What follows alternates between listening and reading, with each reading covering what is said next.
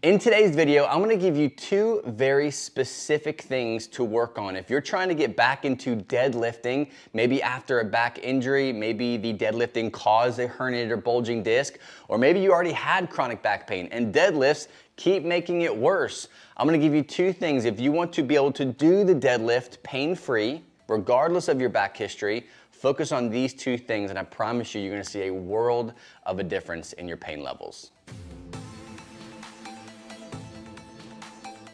Now, the first thing I want you to focus on is creating stiffness around the spine. Now, oftentimes you're told to brace, right? We have to get into a really good stiff position before we lift, which is good, but what happens when you go to create that stiffness and you're just amplifying your pain? So this is where I want to talk about tuning your brace with where you're at. When you're going from a chronic back pain situation, injury, back into something that is loading, that's compressing the spine, you have to do it in kind of a graded exposure way or format or however you want to look at it. So the way I look at this, there's two different things we're going to break down. The first one we're going to break down is creating stiffness.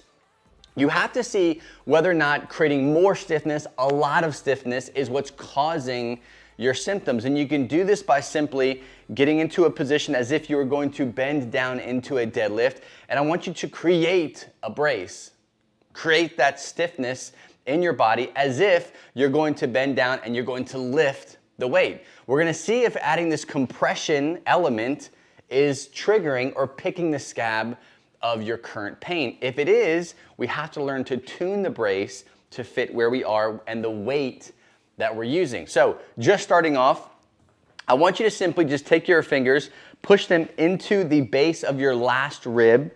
So you're kind of squeezing and relaxing. Quick breath out.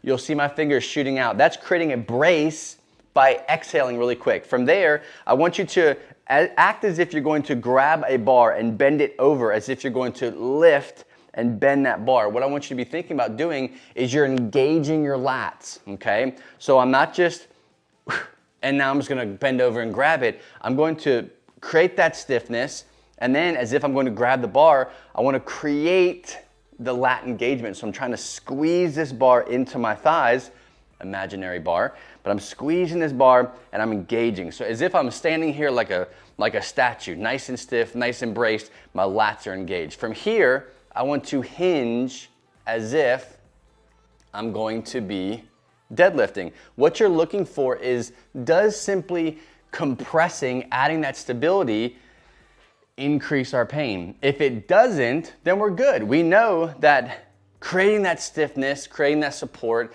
is a good starting point to adding weight and progressing up. If it does cause pain, if you're like, you're squeezing and you're really gripping down, you're going down and you're creating symptoms, we have to then tune it. I want you to dial back how hard you're squeezing, maybe let go of your lats a little bit, let go of the brace here, don't squeeze as hard, don't brace as hard.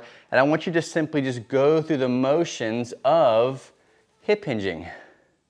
I'm not really bracing, I'm adding my hands as a little support, and I have zero symptoms of doing this. That's how you're tuning the brace. That's the first element. Should you brace harder? Should you brace less? Find that data, find those results, and then move forward. The next point we're gonna jump into is actually loading the bar and starting to move. We're talking a lot about core stiffening, core bracing, trying to find the right amount of core stability around the spine to give you better results in the gym, specifically with the deadlift. If you have no idea how to train your core, if you're not sure what exercises to pick, what's safe for herniated disc or what's safe for bulging disc, I put together a free 14-day core strength challenge. I've already pre-created workouts for you to follow. It's very simple. They're all back-friendly core exercises and workouts, pre-created, rep sets, everything you need, done for you. 14-day core challenge. Go to fitnessforbackpain.com/core challenge to grab that 14-day core challenge for yourself. So the second major point I want you to be focusing on is progressively loading the body with the bar. Now, I'm not saying you start with the barbell and then you add 135 and then 225. We don't want to go with weight just yet. What we're looking for is finding what kind of range of motion do we have to play with. oftentimes the deadlift, we just want to kind of go and do the full deadlift. But unfortunately, at some point in that bending or hip hinging that you're doing, you're kind of picking the scab. And once you can identify that, then we can play around with load and the bar and movements and different types of exercises to introduce ourselves back into being able to do that functional movement without picking the scab, without kind of poking the bear or making our symptoms worse. One of the best ways to train progressive loading when it comes to chronic back pain, recent injury with deadlifting is starting from a higher level with the deadlift and not going any lower than that specific level. There's lots of things you can do to start with that. I'm gonna show you a demonstration just based off the bar being higher up, and then I'm gonna show you how I would progressively load or increase my range of motion in the deadlift and then moving up into doing more and more weight. This is the progressive nature of getting over chronic back pain with specific exercises, and here we're talking about the deadlift. So what I'm gonna do is I've got my J hooks here. You can also do, if you have these support bars or safety bars on your squat rack, wherever you're at, you can use those as well. They're just kind of loud, so I'm just gonna keep those away for now. I'm gonna have my J hooks. I'm gonna have them right around the area where right towards a little bit lower than the midline of my thigh, just so I can get some sort of hinge action going on. So I'm not hinging a ton. All I'm doing is I'm having to come down, grab the bar, and then if I stand up, the bar's off the J hooks, maybe a half a foot or something like that, who cares? The key thing is starting small. This is probably the highest I can start with this movement. Very simple, no pain at all. What I'm gonna do is I'm gonna practice first, find that stability that we worked on the first point, find the stability that works for me, create that stiffness, come down into a normal deadlifting position. I'm gonna engage my lats, and all I'm gonna do is stand up. Very simple. I know you're probably like, well, that's dumb. I'm not gonna go to the gym for an hour and work on this. This is something that you would do on the side, on your off day, because ultimately you're trying to get back into lifting heavier with the deadlift or do something similar to the deadlift. Without pain, you gotta do your time, okay? So once I've mastered this, right, I'm able to do this with no pain. That's a good thing. So what I would do is I would drop it, and I'm gonna drop it a little bit faster just for the sake of this video. I'm dropping it here. So now, in order for me to come down and get this bar, I have to brace, hinge down deeper, grab the bar, and then I'm lifting. So what I'm doing is I'm testing my range of motion and my unique pain profile. I talk about this all the time with my one-on-one students in my accelerator program. We have to understand your unique pain profile. Once you understand your profile, then we can add exercises at certain levels to get you out of pain and building resilience again, building strength. So I've worked on the highest level of the deadlift. Now I've chopped it down. I'm going a little bit lower with my deadlifts now. And what I'm testing for is any symptoms. Do I have my brace dialed in? Do I have everything where I think it should be to keep me pain-free? As of right now, I do. So I'll drop this down again. Again, for the sake of this video, I'm gonna go 2 notches down. I think that's level, right?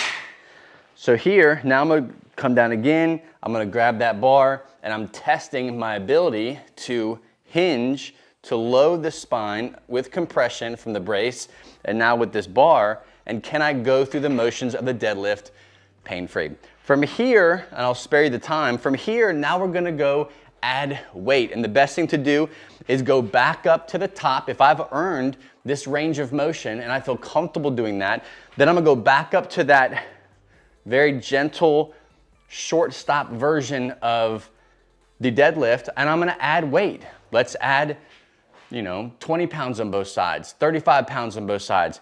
Go through the movement, work my way down back through that range of motion. Let's say you have a 6-step process.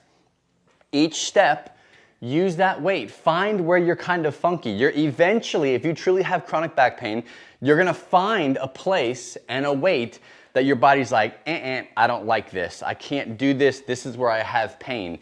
Once you find that place, you're going to drop the weight back. Let's say it's 20 pounds. Drop the weight back.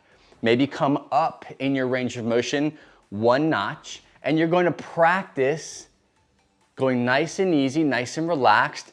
Build that resilience and confidence back around that pain level, but you're gonna work your way up and back to that pain trigger level, if that makes sense.